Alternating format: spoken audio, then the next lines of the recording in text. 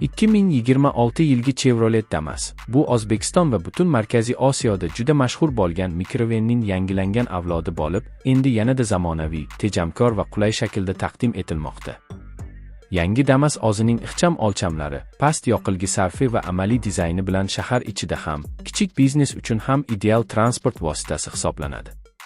Tashqi ko'rinishiga kelsak, 2026 yilgi modelda biroz o'zgarishlar kiritilgan. Old faralar endi LED texnologiyasiga asoslangan, radiator panjarasi esa yangicha uslubda bezatilgan. Orqa chiroqlar ham zamonaviy dizaynga ega bo'lib, avtomobilga joziba qo'shadi. Kuzov o'lchamlari avvalgi modelga o'xshash bo'lsa-da, aerodinamik shakllar yaxshilangan. Salon qismida esa qulaylikka alohida e'tibor qaratilgan.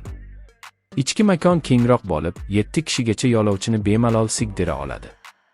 Asboblar paneli soddaligi va funksionalligi bilan ajralib turadi.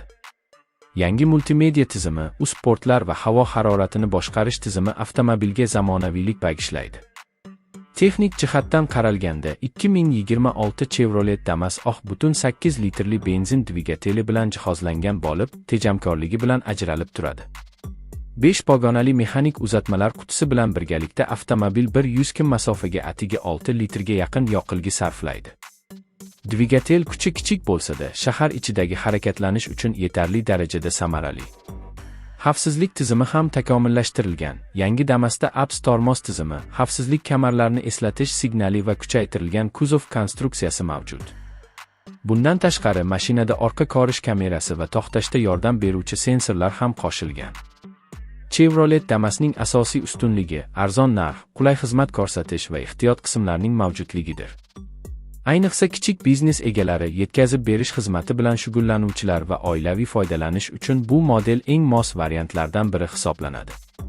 Yangi 2026 Chevrolet Damas bu ishonchlilik, tejamkorlik va qulaylikni o'zida mujassam etgan mikroven bo'lib, u o'zining ixchamligi bilan har doim yo'ldoshingiz bo'la oladi.